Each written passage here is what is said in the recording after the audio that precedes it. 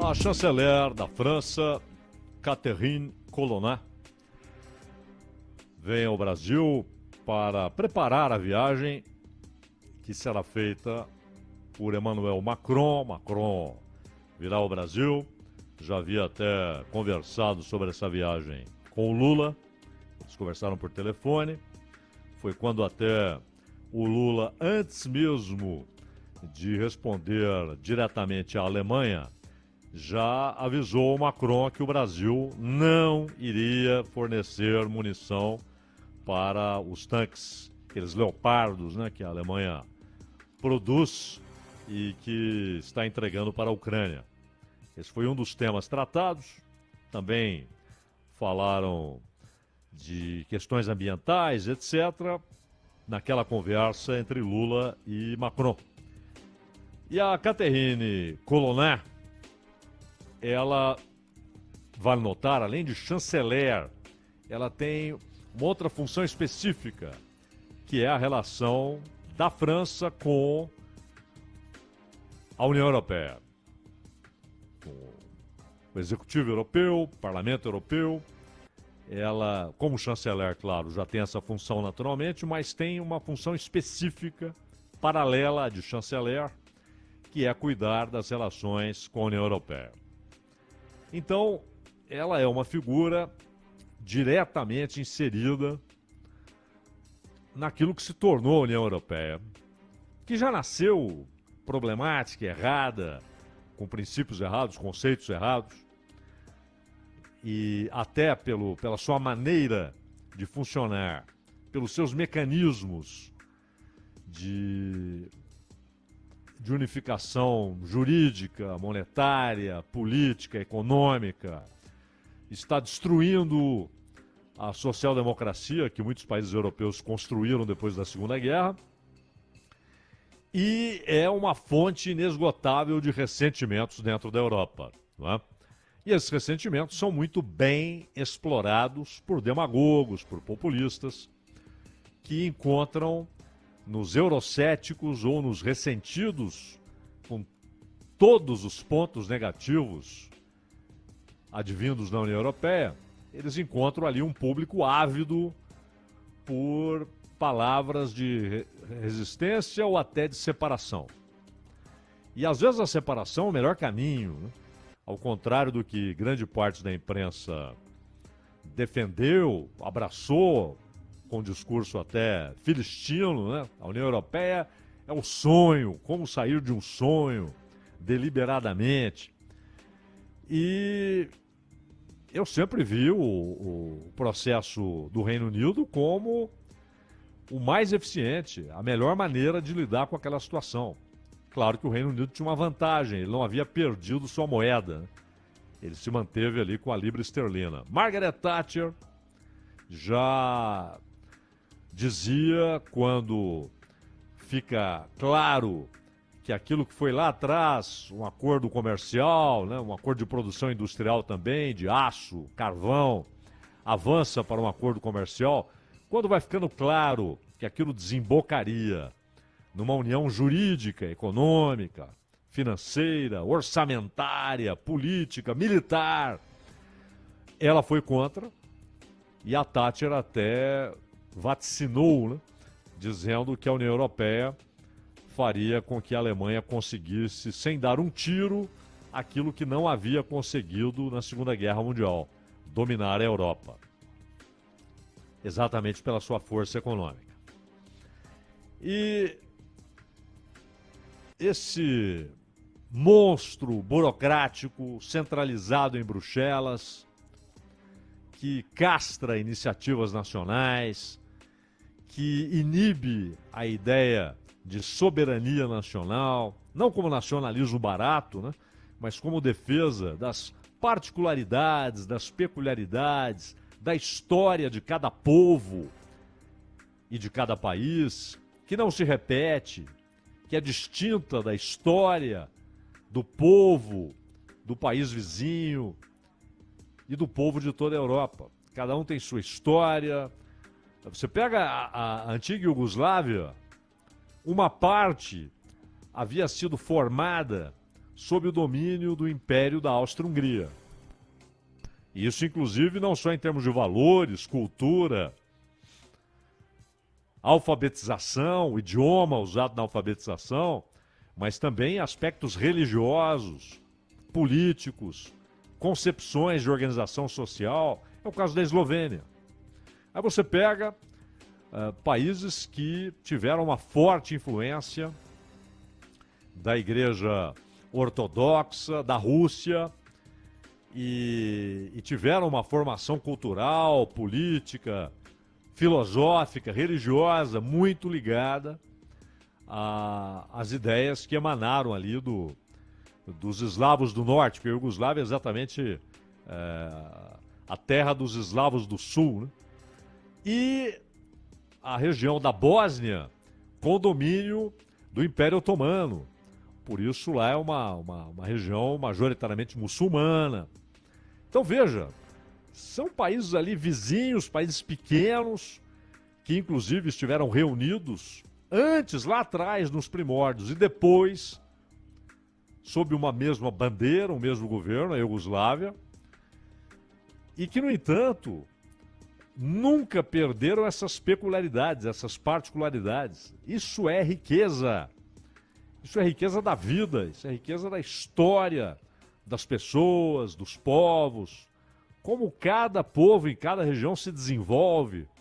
E de repente vem a União Europeia e tenta anular tudo isso, tenta colocar tudo sob a mesma ideia dos burocratas, a mesma bandeira, o mesmo orçamento, a mesma moeda, a mesma política e, claro, com vários projetos para uma organização militar comum, que, na verdade, até pelos acontecimentos atuais, seria apenas um braço desenvolvido da OTAN, não independente da OTAN.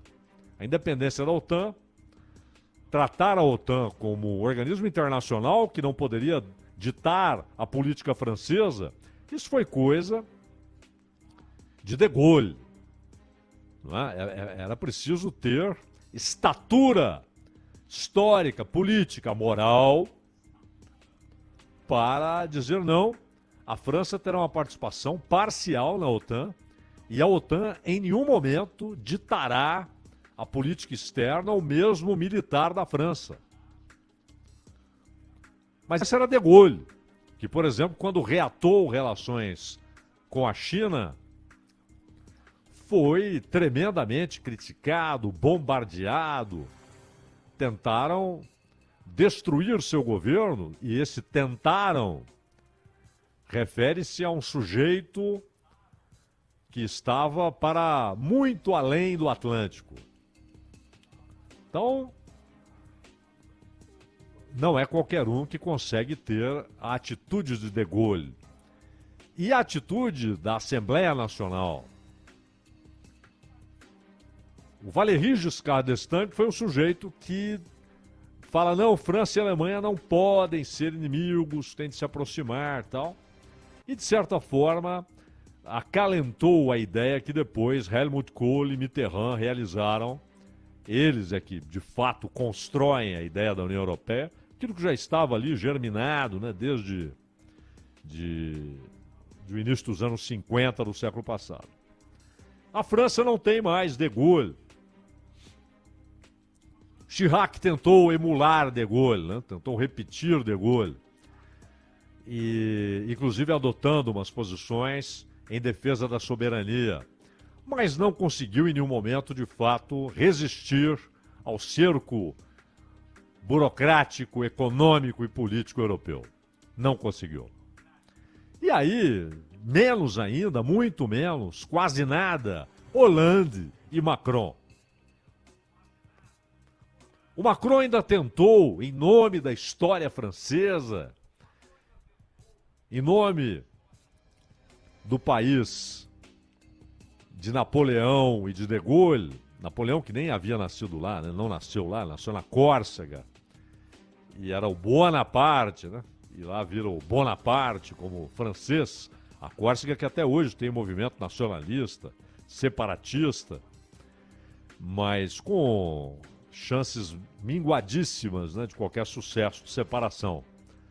O berço da Córsega é a Itália, não é a França, né? E foi lá que Napoleão nasceu. Mas ele foi o mais emblemático dos franceses pós-Luís XIV, né? E pós-Napoleão, o mais emblemático, o de Gaulle.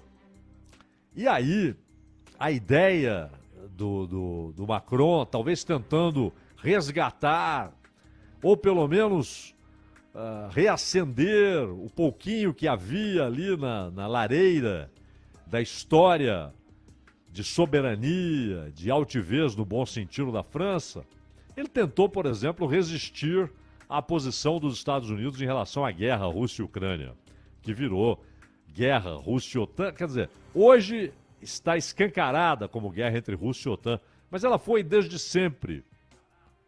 Desde sempre ela foi Rússia e OTAN. Mas logo o Macron acabou desistindo desses esforços e entrou no coro dos contentes da OTAN. Então, o que a chanceler francesa Catherine Colonna representa, que é essa França que perdeu soberania sem luta, que perdeu seus laços com a ideia de soberania e, ao mesmo tempo, não perde o discurso do colonizador e, ao mesmo tempo, ela é também uma representante do que se transformou a União Europeia, esse monstro burocrático e perigosíssimo, porque essa centralização burocrática fatalmente produz autoritarismo e produzirá uma grande distopia na Europa. É isso que representa Catherine Colonna. E na entrevista que ela concedeu à Folha de São Paulo, ela fala, claro, de algumas questões que são óbvias, né? E não há aí nem muito espaço para polêmica. Então, quando ela fala, por exemplo, que é preciso estabelecer uma política de preservação na Amazônia, de defesa dos povos indígenas, de combate não apenas ao garimpo ilegal, mas ao crime organizado, porque aqueles cidadãos que vimos lá pedindo ajuda para ir embora da região onde eles garimpavam, aqueles são soldados, né?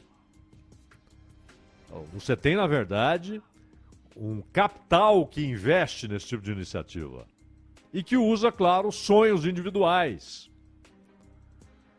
O ouro está tão valorizado hoje que 5 anos de fracasso sucedidos por uma descoberta de ouro valem a pena aqueles 5 anos de fracasso. Terão valido a pena se o sujeito depois... Porque o ouro tem hoje um valor extraordinário, até pelas reservas internacionais feitas em ouro. Um movimento que a Rússia faz há muito tempo, né? De fazer reservas em ouro e não em dólar, como fundo soberano. Então, é uma coisa óbvia. Ali, você não está lidando com um grupo de aventureiros, né? Que será colocado para fora muito facilmente. Você tem uma organização que não se expressa, não se manifesta daquela gente pobre que vai lá tentar a vida e é tornada braço de capital investido ali. E há também o crime organizado, tráfico de drogas, tráfico de armas, né?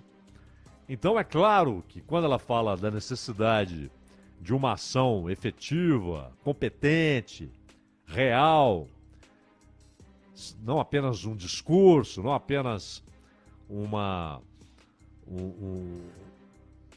quadro de intenções que é manifestado em discursos de políticos ou colocados no papel em forma de lei ou em forma de decreto. É preciso ter ação efetiva e o desafio é tão grande que ele exige Polícia Federal, Forças Armadas, Ministério da Saúde, a estrutura do SUS, FUNAI, Ministério da Justiça. Se você não tiver um envolvimento coordenado, você não vai conseguir. O desafio é gigantesco, porque o terreno é naturalmente um desafio gigantesco. Então, ela fala da possibilidade da França ajudar, como faz a Alemanha, com dinheiro. Mas que antes é preciso estabelecer essas políticas e tal, tá tudo bem. O problema é que ela representa um governo cujo chefe, ele não é o chefe do gabinete, porque lá há um primeiro-ministro, mas é quem manda, né? É o presidente da República. E hoje a chefia de governo não representa uma coabitação, como geralmente existe quando são dois políticos que se opõem entre si, que são opositores um do outro. Não. Ali não há nem coabitação, o Macron governa. E ela representa um governo e um presidente da República, tanto que ela não fala em nome do primeiro-ministro, ela fala em nome do Macron, que já defendeu publicamente a internacionalização da Amazônia.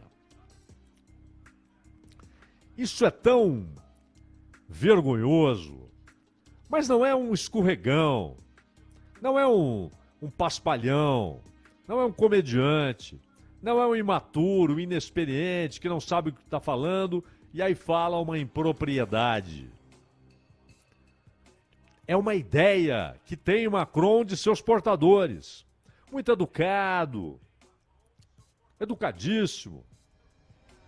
Não é? Então, os amigos do Macron devem ali gostar de tomar um vinho com ele, conversar, jeito com boa formação, não é? Muito educado. Não é alguém que sai gritando, vamos invadir a Amazônia, não. Ele apresenta a ideia, ele expressa uma ideia que não é dele, é antiga, de internacionalização da Amazônia. Então ela tem de falar sobre isso. A senhora representa um governo que quer internacionalizar a Amazônia? A senhora tem ideia de que essa é uma ideia criminosa, de que esse é um conceito criminoso, de que atenta contra a soberania de 9 países? E percebe que geralmente a ideia é discutida longe dos 9 países. Ou seja, não queremos saber o que eles pensam. Ela fala também sobre OCDE, apoia o Brasil na OCDE. O Brasil tem essas coisas, né, de querer firmar-se como um país relevante, e ele é naturalmente relevante. Não sei por que alimentam essa mentalidade de precisar mostrar que é importante. É importante. O Brasil é naturalmente, invariavelmente importante e relevante. Mas vem, o Fernando Henrique queria aquele assento na ONU, assento permanente com poder de veto, que só traz encrenca, não é? Porque aí não dá para ficar no muro, meu amigo. Você tem poder de veto e você vai se defrontar com as grandes questões internacionais e vão te perguntar, você não vetou por quê? Você vetou por quê? Você ficou calado por quê? O que você está fazendo aí com assento permanente, poder de veto e não faz nada? Então, mas querem, acham que é demonstração de grandeza. E a OCDE é muito parecido, porque ao entrar para a OCDE, você deixa oficialmente de ser considerado pelos países ricos um país candidato natural a determinados subsídios, a determinados acordos comerciais que são vistos como uma maneira de promover crescimento econômico e social em países que não fazem parte da OCDE. Aquilo que chamam de emergente, que é uma expressão meio xarope, né? Não define coisa alguma, né? Então, ao entrar para a OCDE, você perde esse direito. Você perde o direito natural de se beneficiar com determinadas políticas internacionais de crédito, de financiamento para produção e exportação. Você agora é um deles. Você deve ser um financiador. Mas o Brasil acha que isso é sinal de relevância. A relevância brasileira está dada desde sempre. Não precisa ser reafirmada como se fosse um complexo. Eu preciso mostrar que eu sou importante. Você é. O Brasil é. Então, ela é favorável a que o Brasil entre para a OCDE. Mas não depende só dela. A decisão virá do bloco europeu e dos Estados Unidos. Não é? É preciso que eles concordem com isso. E fala também a respeito de guerra. Aí ela traz aquela explicação filistina para a guerra. Aquela mesma explicação que está na imprensa dos Estados Unidos, que é reproduzida em grande parte da imprensa brasileira, argentina, sem questionamentos. Um festival de mentiras que é inigualável, exatamente pela multiplicação da informação nos dias de hoje. As mentiras que eram contadas nas outras guerras, e em todas as guerras há um discurso mentiroso, na Segunda Guerra houve, de todos os lados. Na Guerra do Vietnã, durante muito tempo, a população dos Estados Unidos achava que aquilo era um passeio. Que os Estados Unidos estavam ali, tranquilos, né? Com todo o seu poderio militar, com uma resistência ali de grupos do norte, né? E também dos guerrilheiros do sul, os Vietcongs. Até que descobriram que eles estavam mergulhados até o pescoço numa guerra que eles não tinham a menor possibilidade de ganhar, tanto que alguns cretinos no Congresso americano passaram a sugerir que os Estados Unidos jogassem uma bomba atômica no Vietnã do Norte. Felizmente a ideia foi refutada, mas durante muito tempo a opinião pública acreditava que era um passeio e, o mais importante, que era uma guerra justa, que os Estados Unidos tinham motivos justos para estarem ali. Até que a própria imprensa americana, hoje eu acho que ela não faria isso, a não ser os jornalistas independentes, felizmente há vários, inclusive em plataformas importantes, mas os grandes veículos hoje não fariam o que fizeram nos anos 60, desmascarando o que estava acontecendo no Vietnã e levando a opinião pública a exigir o fim da guerra.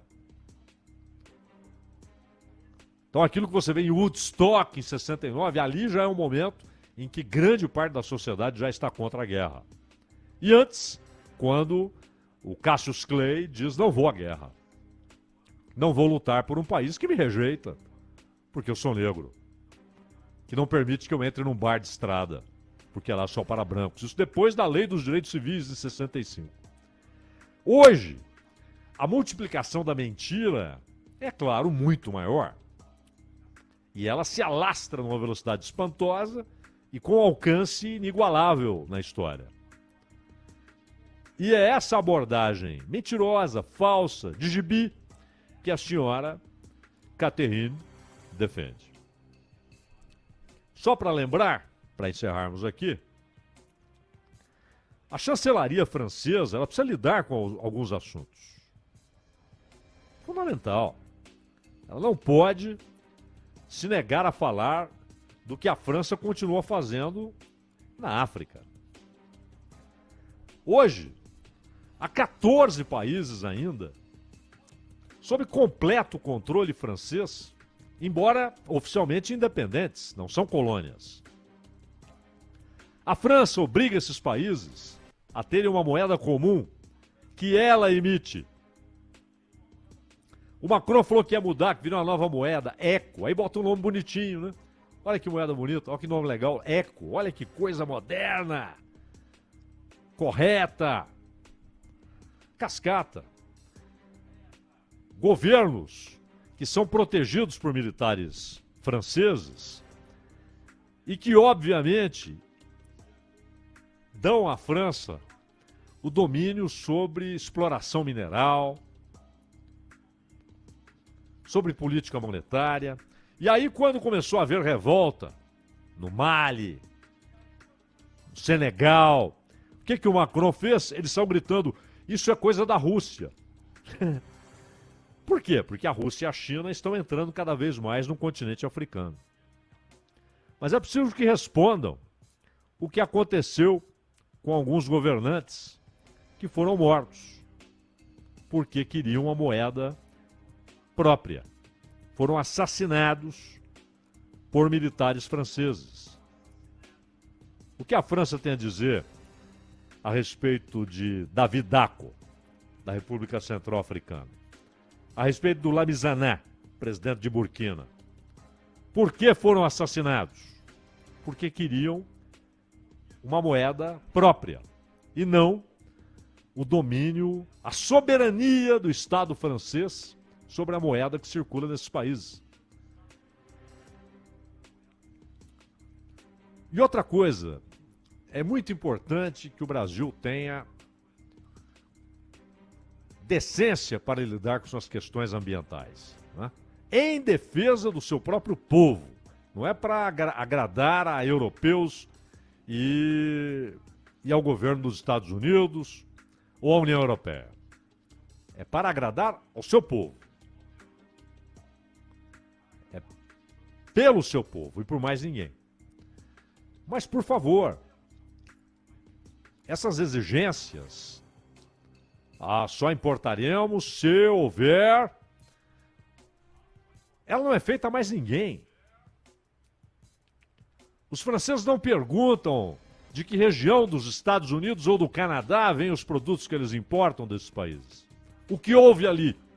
O que aconteceu com a natureza naquela região? Que tipo de devastação ocorreu? Porque são pares. Mas a América do Sul ainda é vista como algo inferior, colônia.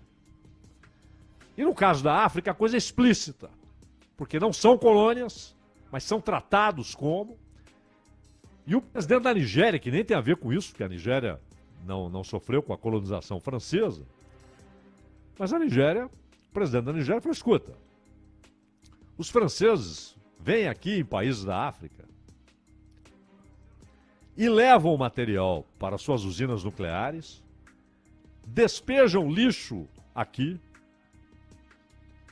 e impedem o desenvolvimento energético desses países com suas águas, seus ventos, seu sol. Então, qualquer chanceler da França tem muito o que explicar antes de pedir explicações. Ronald.